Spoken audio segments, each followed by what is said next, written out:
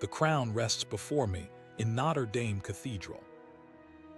The Pope expects to place it upon my head as centuries of tradition demand.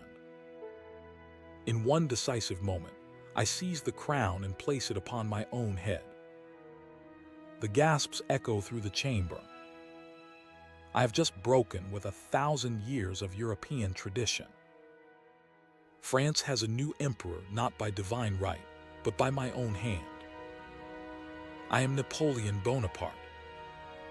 From a minor Corsican noble to Emperor of France. And today, I shall reveal to you how I conquered a continent. You will witness 3 pivotal moments that forged my legend. How I crushed the Austrians in Italy with an army half their size, my strategic seizure of power in France after the Revolution, and the coronation that transformed Europe forever. Do you find yourself fascinated by history, yet confused by its complexity?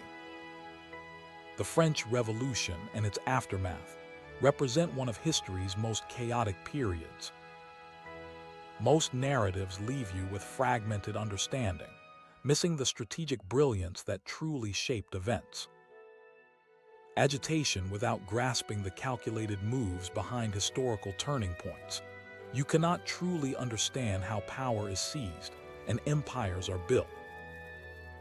Mark my words, by the end of this campaign, you will comprehend how a man of modest origins conquered Europe through strategic genius. Let us begin our advance. When destiny calls, one must recognize the moment and seize it without hesitation. I did not choose greatness, circumstances demanded it. I entered this world in 1769 on the island of Corsica, 1 year after France annexed it. Observe closely, this timing is crucial. I was born French, yet raised with Corsican pride and resentment toward the French crown. This contradiction forged my character.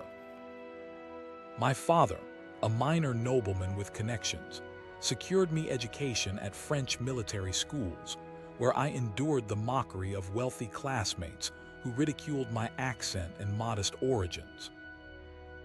Let me know in the comments if you've ever felt like an outsider forced to prove yourself. This experience teaches one to observe weaknesses others cannot see. The French Revolution erupted in 1789, creating the first critical opportunity. While others saw chaos, I recognized opportunity. Herein lies the lesson. When old systems collapse, the bold can rise rapidly. I aligned myself with the Jacobins, the revolution's radical faction. In 1793, at the Siege of Toulon, I demonstrated my artillery genius by designing positions that forced the British fleet to retreat. For this victory, I was promoted to Brigadier General at merely 24 years of age. Did you observe what just happened? While others debated politics, I mastered the practical application of military science. Remember this. In times of chaos, those with technical skills rise above ideologues. The revolution executed many generals on suspicion of disloyalty, but my undeniable competence made me invaluable. If you're finding these strategic insights valuable, consider subscribing to ensure you receive my future military analyses. Now, let us advance to our next objective. The Directory, France's new government, appointed me commander of the Army of Italy in 1796. They expected little. They simply wanted a troublesome young general far from Paris. But before I reveal what happened in Italy, let me share what occurred in my personal life.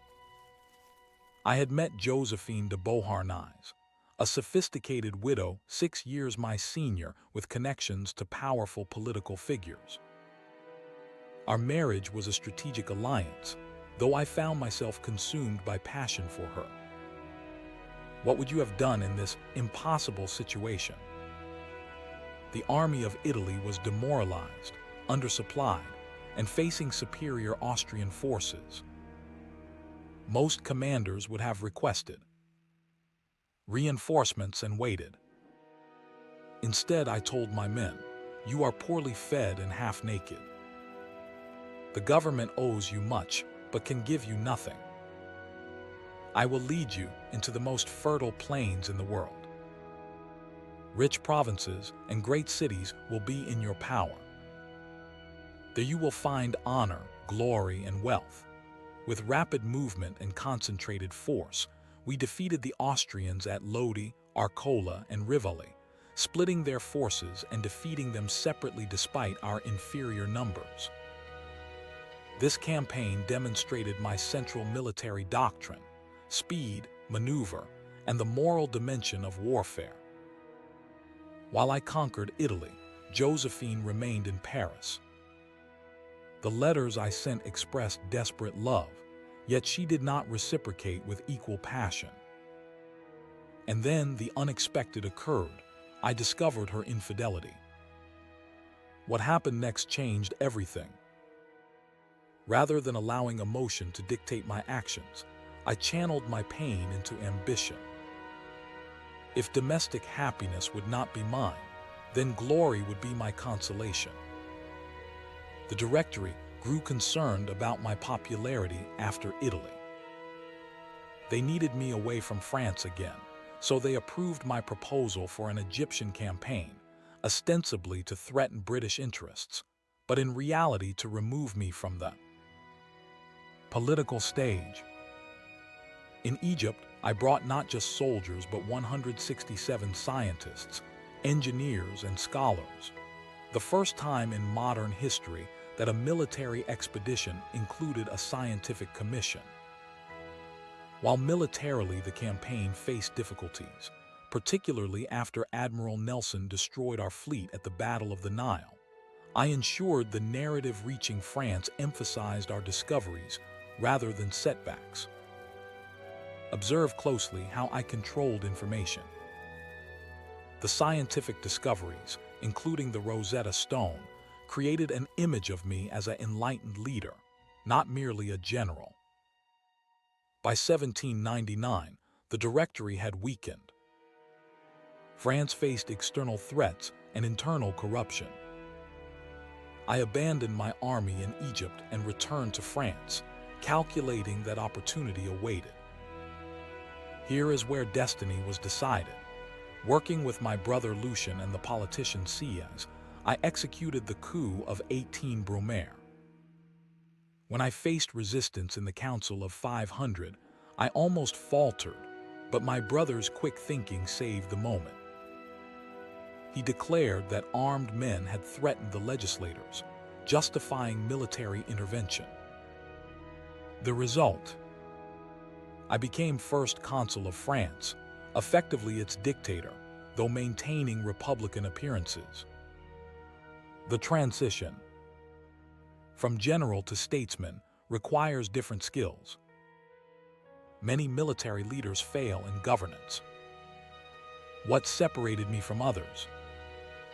First, I positioned myself as a moderate, ending the revolutionary terror while preserving its fundamental changes. Second, I created lasting institutions. The Napoleonic Code standardized laws across France.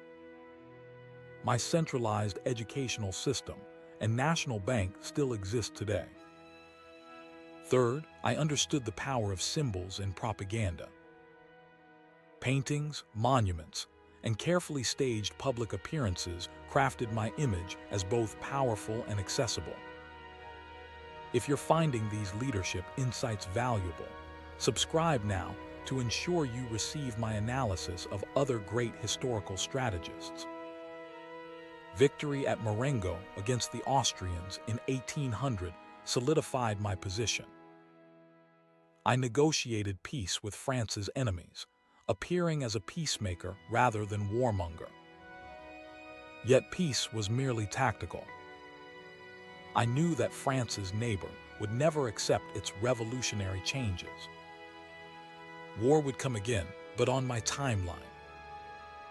Through a series of carefully orchestrated plebiscites, I extended my consulship for life in 1802. Then, after uncovering a royalist plot against me, I took the final step.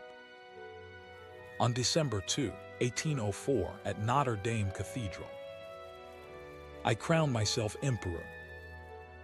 By taking the crown from the Pope's hands and placing it on my own head, I signaled that my power came not from God or the Church, but from myself, and nominally from the French people. Remember the young outsider from Corsica, mocked for his accent. He now stood as Emperor of the French. And Josephine, whose infidelity had once caused me such pain. She knelt before me at the coronation, and I placed a crown upon her head as well, making her empress. The ambitious general had transformed personal disappointment into imperial glory. What can we learn from my rise? 3 principles. First, recognize moments of opportunity within chaos. The revolution created vacuums of power I systematically filled.